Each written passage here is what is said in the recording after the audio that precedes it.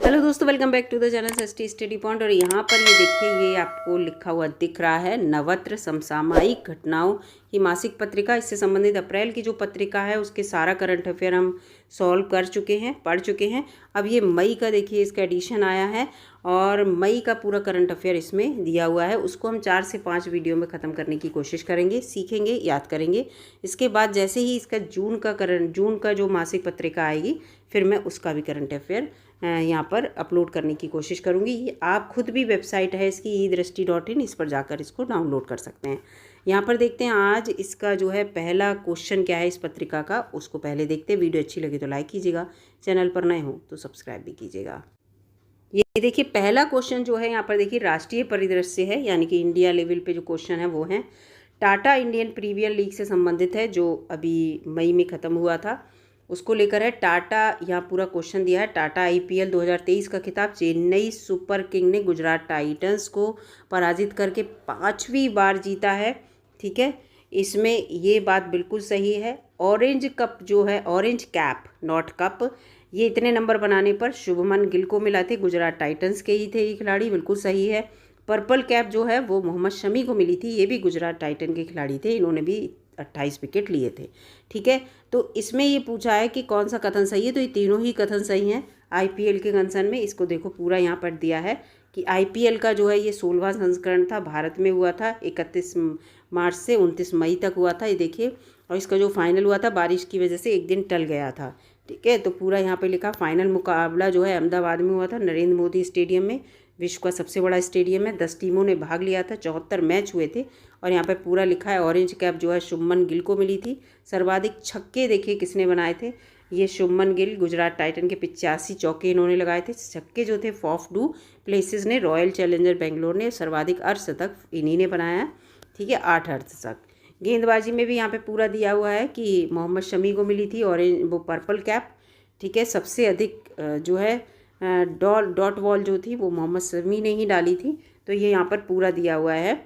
और विजेता जो था वो चेन्नई सुपर किंग 5वीं बार रहा था, उप विजेता गुजरात टाइटन रहे थे। इसके जो थे कैप्टन वो थे धोनी, ठीक है, महेंद्र सिंह धोनी। और इसके जो कैप्टन थे वो आप बताएंगे। ठीक है, यंगस्टर हैं बिल्कुल, उसके कैप्टन आप बताइएगा कि कौन कौन थे। ठीक है, मैं यहाँ पे बता सकती हूँ, लेकिन आपके लिए क्वेश्चन छोड़ा जिससे कि आप इसको ढूंढें, इस क्वेश्चन को कि इसका आंसर क्या होगा।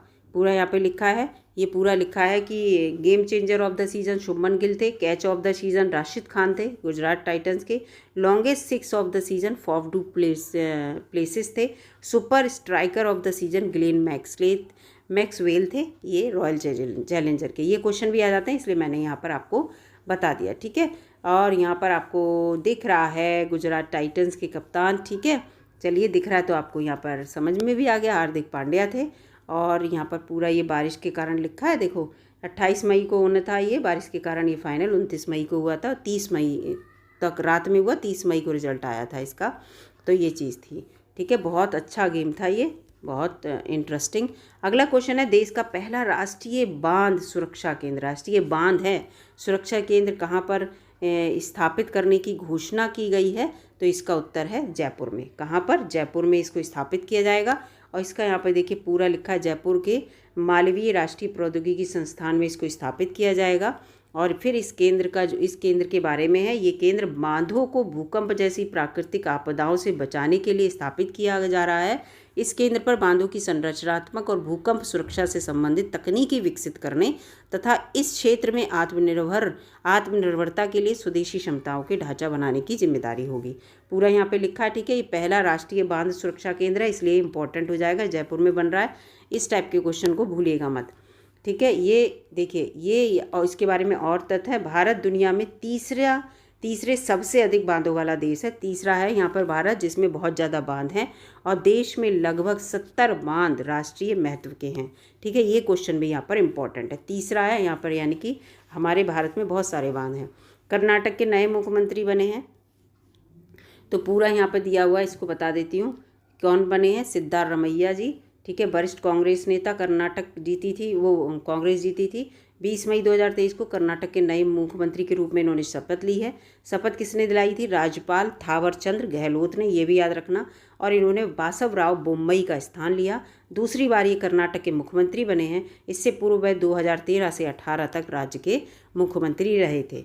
ये पूरी यहाँ पर मैंने आपको बता दी। ये क्वेश्चन इंपॉर्टेंट है, ठीक है। अगला क्वेश्चन यहाँ पे देखो लिखा है, राजस्थान में 3 नए वन्य जीव संरक्षण अभ्यारण्य इंपॉर्टेंट है, राजस्थान में बने हैं।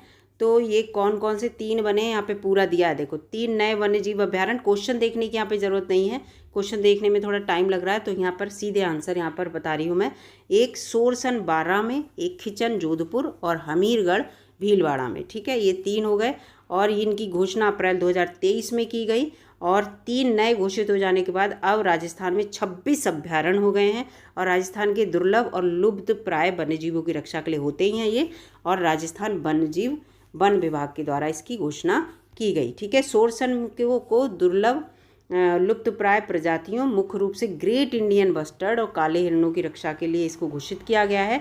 खिचन के लिए प्रवासी पक्षियों के लिए शीतकालीन में, इनका शीतकाल में यहाँ पर आते हैं।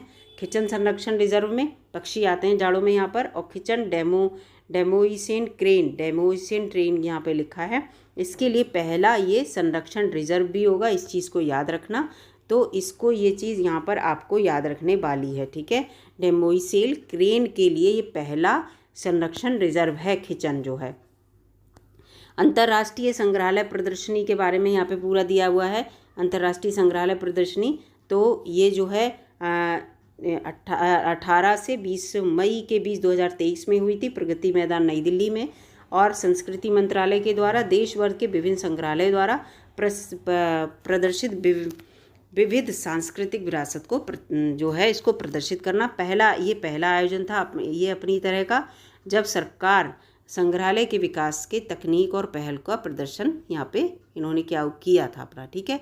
सबसे बड़ा आयोजन है जो न केवल भारतीय पेशेवरों बल्कि दुनिया भर के विशेषज्ञों को उनकी कार्यशालाओं और मास्टर कक्षाओं में भाग लेने के लिए यहाँ पर आमंत्रित किया गया था, ठीक है।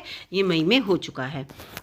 और संस्कृति मंत्रालय ने अब तक 383 संग्रहालयों की स्थापना की है, ये सब इसमें दिया है।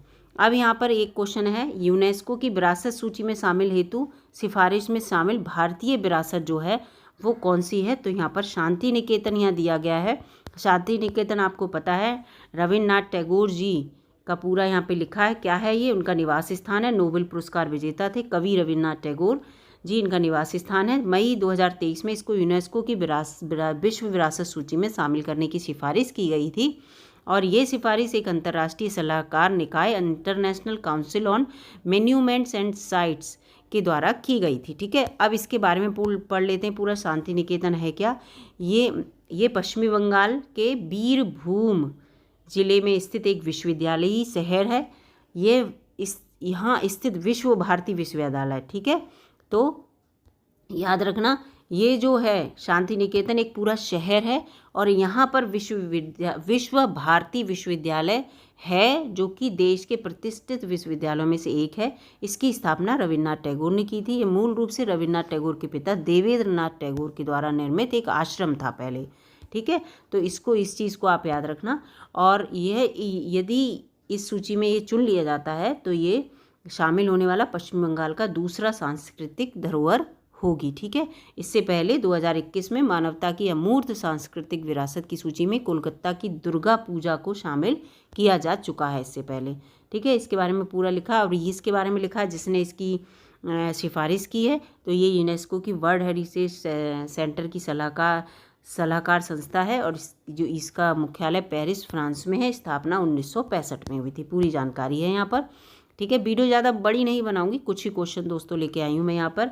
6वां हिंद महासागरीय सम्मेलन 2023 कहाँ पर आयोजित किया गया?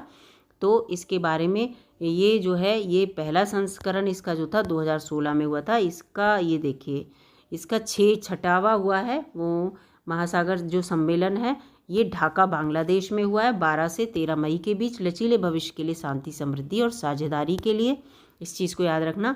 और इसका पहला संस्करण मैंने बताया था सिंगापुर 2016 में हुआ था। इसका 5वां संस्करण आबू धाबी UAE में हुआ, ठीक है। और इस सम्मेलन में भाग लेने के लिए जो अभी हुआ छठा, इसमें डॉक्टर एस जयशंकर जी गए थे। अगला यहाँ पे है NFT AI, और इसके साथ साथ मेटावर्स के युग में अपराध और सुरक्षा के विषय में G20 का सम्मेलन हुआ। वो कहाँ पे हुआ? तो ये गुरुग्राम यानी कि यूपी में हुआ, ठीक है, नहीं गुरुग्राम हरियाणा में, माफ़ कीजिएगा, गुरुग्राम जो है हरियाणा में हुआ ये, और 13 से 14 जुलाई के बीच होगा, हुआ नहीं होगा दोस्तों, ठीक है, होगा, जुलाई लिखा है तो होगा, ठीक है, होगा, यहाँ पर मैं होगा नहीं पढ़ पाई थी, तो ये जो है गुरुग्राम में होगा। और 13 से 14 जुलाई के राष्ट्रीय रक्षा विश्वविद्यालय, राष्ट्रीय फोरेंसिक विज्ञान विश्वविद्यालय, National Law School of India University, Interpol and UNODC द्वारा संयुक्त रूप से इसको किया जाएगा, ठीक है, ये सब इसमें लिखा है। अगला है भारत का पहला गांव, इम्पॉर्टेंट है, भारत का प्रथम गांव, आपने देखा होगा माड़ा, माड़ा जो है भारत का प्रथम गांव है। पहले आप जब घूमने कभी गए होंगे, जब आप बद्रीनाथ जाते हैं, ठीक है, बद्रीनाथ जी के दर्शन करने जाते हैं, तो वहाँ पर माड़ा गांव, आप थोड़े 1-1.5 किलोमीटर आगे पड़ेंगे, माड़ा गांव पड़ता है, जिसे पहले भारत का आखिरी गांव कहते थे, लेकिन अब जो है सीमावर्ती गांव है ये, और ठीक है, मतलब भारत की सीमा, वो तिब्बत का वहाँ पे पठार है, उसके इधर भारत है, उधर चीन है, तो ये अब इसे पहला गांव माना गया है कि ये भारत का पहला गांव है। और ये जो है किस राज्य में पड़ता है? तो ये उत्तराखंड में, आपको पता है बद्रीनाथ के दर्शन हम करने जाते हैं तो वो उत्तराखंड में ही तो है, बद्रीनाथ केदारनाथ, ठीक है, उत्तराखंड के 4 धाम। तो ये देखो माड़ा गांव है, भारत चीन सीमा पे, मैंने आपको बताया था उत्तराखंड में, और भारत का पहला गांव, ये पूरा साइन बोर्ड वहाँ पे लग गया, आप देखना, बहुत सारी वीडियोस भी होंगी चैनल पे। तो ये चीज़ है। 21 अक्टूबर 2022 में इस गांव का दौरा प्रधानमंत्री नरेंद्र मोदी जी ने किया था। उसके बाद कहा कि इसको भारत का, देखो 24 अप्रैल 2023 से पूर्व है, 24 अप्रैल 2023 से पहले ये भारत का आखिरी गांव था, अंतिम गांव था, ये बोर्ड लगा हुआ था, ठीक है। जब हम भी गए थे तो भी उस समय अंतिम गांव था, लेकिन उसको कह देगा अंतिम कैसे, जहाँ से हमारी सीमा शुरू होगी वो पहला गांव पड़ेगा भाई, अंतिम थोड़ी है वो, तो हर जगह से भी हमारा पहला गांव ये पड़ेगा। उत्तराखंड सरकार के द्वारा इस गांव को पर्यटन गांव के रूप में भी विकसित किया जा रहा है। ये गांव जो है वो सरस्वती नदी के किनारे स्थित है। वहाँ पर सरस्वती जी जो है उनका उद्गम होता है, बहुत ज़ोर शोर से उद्गम होता है, आप देखिएगा जाकर माड़ा गांव में, तो सरस्वती नदी के किनारे है। इस गांव से राष्ट्रीय राजमार्ग 7 जो है वो गुजरता है, और अलकनंदा और सरस्वती नदी का यहाँ पर संगम भी होता है, ठीक है। आप जैसे वहाँ पे जाएंगे, सरस्वती नदी का उद्गम हो रहा है, यहाँ पे पुल है, इस पुल पे खड़े होकर आप दर्शन करेंगे। जब दूसरी तरफ आप देखेंगे तो उधर से अलकनंदा, इधर से सरस्वती जी का यहाँ पर संगम हो रहा है, बहुत अच्छा मनोरम दृश्य है, ठीक है। ये उत्तराखंड के चमोली ज़िले में है, इसको भी याद रखिएगा। तो ये बहुत इंपॉर्टेंट है, और ये क्वेश्चन मुझे पता था कि करंट अफेयर में आएगा। चौथा, G20 टेक स्प्रिंट 2023 जो है वो, उसके बारे में यहाँ पे बताया जा रहा है। तो यहाँ पर पूछा जा रहा है कि विचार, जो कथनों पर है वो विचार कीजिए। इसके बारे में क्वेश्चन पढ़ने से अच्छा ये है, ये देखिए यहाँ पर, ये 2023 में लॉन्च किया गया। भारत की G20 अध्यक्षता के तहत वैश्विक प्रौद्योगिकी स्पर्धा 4 मई 2023 को, ये स्पर्धा विश्व भर के ऐप निर्माताओं के लिए ऐप जमा करने के लिए 4 जून 2023 तक रहेगी, यानी कि हो गई है, ठीक है। किसके द्वारा? भारतीय रिजर्व बैंक और बैंक फॉर इंटरनेशनल सेटलमेंट के BIS नवाचार केंद्र के द्वारा संयुक्त रूप से, ठीक है। इसमें सीमा पार भुगतान करने के लिए नवाचारी तकनीक समाधान विकसित करने के लिए ध्यान केंद्रित किया जाएगा। उसके लिए है परिणाम की घोषणा फाइनल स्पर्धा के अगस्त और सितंबर माह में इसकी कर दी जाएगी, ठीक है। टेक्नोलॉजी, जो टेक्नोलॉजी ऐप निर्माता जो ऐप बनाते हैं आजकल के बच्चे, तो उनके लिए जो चयनित दल है उसके लिए 8 लाख रुपए अनुदान के लिए दिए जाएंगे, उस टेक्नोलॉजी को आगे बढ़ावा देने के लिए। प्रत्येक समस्या के, मतलब इस प्रत्येक जो भी समस्या दी जाएगी उसका जो विजेता होगा उसको 40 लाख रुपए की धनराशि पुरस्कार स्वरूप दी जाएगी, ठीक है। वो समस्या रखेंगे कि ये समस्या आ रही तो कौन सी ऐप लगाई जाए, ये समस्या जिसकी सबसे अच्छी ऐप होगी उसको मिलेगा। केरल की पहली Vande Bharat express train, important है ये, ठीक है। तो ये कहाँ पर जो है, किन 2 शहरों के मध्य जो है चलाई जा रही है? तो ये जो है इसका उत्तर है यहाँ पे तिरुवनंतपुरम और कासरगोड, इन दोनों के बीच चलाई जाएगी, 2 शहरों के बीच। और ये पूरा लिखा है 25 अप्रैल 2023 को इसको रवाना किया गया प्रधानमंत्री नरेंद्र मोदी के द्वारा। ये 2 जगह मैंने आपको बताई दी, कहाँ से? तिरुवनंतपुरम सेंट्रल स्टेशन से इसको चलाया गया और कासरगोड के मध्य तक, ठीक है। तो ये केरल की पहली वंदे भारत एक्सप्रेस ट्रेन है, इसलिए इंपॉर्टेंट है क्वेश्चन, इस चीज़ को याद रखना। अगला क्वेश्चन यहाँ पे देखते हैं दोस्तों, ये ट्रेन 11 जिलों को कवर करेगी, पूरा लिखा है। फिर यहाँ सब कुछ जिले ये लिखे हुए हैं, ठीक है, इस चीज़ को भी, ठीक है। यहाँ पर क्या है, फिर प्रधानमंत्री नरेंद्र मोदी के द्वारा तिरुवनंतपुरम केरल में विभिन्न विकास परियोजना का उद्घाटन और शिलान्यास किया गया, पूरा यहाँ पे लिखा है। पता है क्वेश्चन सारे इंपॉर्टेंट है, क्योंकि आजकल करंट अफेयर बड़ा अजीब आ रहा है, तो इसलिए आप कोई क्वेश्चन छोड़ नहीं सकते, ठीक है। तो यहाँ पर ये लिखा है कोच्चि वाटर मेट्रो, इन्होंने यहाँ पर इसको लॉन्च किया है कोच्चि में। तो अपनी तरह की पहली परियोजना है। कोच्चि के आसपास 10 द्वीपों को बैटरी चालित हाइब्रिड नौकाओं के माध्यम से कोच्चि शहर को बाधा रहित कनेक्टिविटी दी जाएगी। इसका प्रमुख हिस्सा भारत जर्मन वित्तीय सहयोग और इन सब से मिलेगा, ठीक है। रेल परियोजनाएं डिंडीगुल पलानी पलक्कड़ खंड में रेल विद्युतीकरण को ये समर्पित की गई हैं। तो ये देखिए पूरा यहाँ पर ये लिखा है केरल में, केरल से रिलेटेड है ये क्वेश्चन, ठीक है। तो कोच्चि जो वाटर, ये केरल कोच्चि जो है केरल में ही है ना। तो इससे अगले क्वेश्चन पे, भारत का सबसे खुशहाल राज्य जो है वो मिजोरम है, और उसको 6 मानदंडों के द्वारा यहाँ पर बताया गया है कि मिजोरम क्यों है। पारिवारिक रिश्ते, मानसिक स्वास्थ्य, धर्म, परोपकार, काम और सामाजिक मुद्दे, ठीक है। और भारत का सबसे खुशहाल राज्य मिजोरम को घोषित किया गया 6 मानदंडों के हिसाब से। वर्ल्ड हैप्पीनेस रिपोर्ट 2023 के अनुसार वैसे सबसे खुशहाल देश जो है वो फिनलैंड है, और इसकी जो रिपोर्ट सबसे पहले 2012 में जारी की गई, फिर हर बार जारी की जाती है, ठीक है। इस चीज़ को याद रखना। और इसमें 5 टॉप जो वर्ल्ड हैप्पीनेस में फिनलैंड, डेनमार्क, आइसलैंड, इजराइल और नीदरलैंड है। इस चीज़ को यहाँ पे आपको ध्यान रखना है। और भारत का ये वर्ल्ड हैप्पीनेस रिपोर्ट में 126वां स्थान है, इसको भी याद रख लेना, ठीक है। तो ये चीज़ यहाँ पर इम्पॉर्टेंट हो जाती है। अगला क्वेश्चन है यहाँ पर बांस आधारित जैव रिफाइनरी की स्थापना, इम्पॉर्टेंट क्वेश्चन है ये। तो इसकी स्थापना जो है वो किस राज्य में की गई है, ठीक है।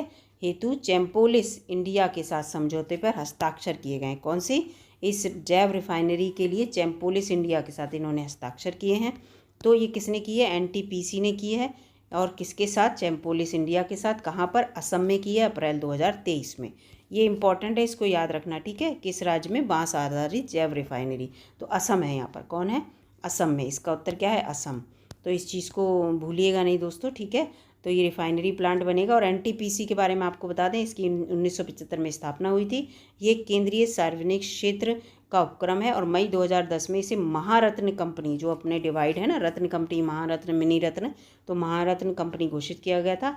ये देश के कुल विद्युत उत्पादन में लगभग 25% योगदान ये करती है एनटीपीसी। अगला क्वेश्चन लेते हैं। ये क्वेश्चन जो है इस आज की वीडियो का आखिरी क्वेश्चन है, फिर जो है नेक्स्ट वीडियो बनाएंगे। भूमि अभिलेखों के लिए राष्ट्रीय सामान्य दस्तावेज पंजीकरण से संबंधित है। राष्ट्रीय सामान्य दस्तावेज पंजीकरण भूमि अभिलेखों से संबंधित है, भूमि के अभिलेखों के लिए। तो ये लिखा है कि कितने राज्यों में ये रखने के लिए ये जो प्रणाली है वो कार्यान्वित है। तो 28 राज्यों में। कितने राज्य हमारे भाई? जितने राज्य हैं उनमें है ये पूरा, ठीक है। तो इसको लेकर ये कार्यान्वित की जा रही है, और 28 राज्य और केंद्र शासित प्रदेश सब में, ठीक है। तो इस चीज़ को याद रखना। और इसको 18 अप्रैल 2023 तक जो उपलब्धियां हासिल करनी है, ये सब कंप्यूटरीकृत कर दिया गया है, ये सब लिखा है। तो यहाँ पर ये इसके लिए इम्पॉर्टेंट है। और अगले क्वेश्चन जो है अब हम अगली वीडियो में लेकर आएंगे। वीडियो ज़्यादा बड़ी ना हो, इसलिए मैं यहाँ पर वीडियो को समाप्त करती हूँ। इसी का ये जो क्वेश्चन है वो आपको अगली वीडियो में पूरी डिटेल जानकारी मिलेगी। वीडियो अच्छी लगी हो तो लाइक कीजिएगा, चैनल पर नए हो दोस्तों तो सब्सक्राइब भी कर लीजिएगा। धन्यवाद।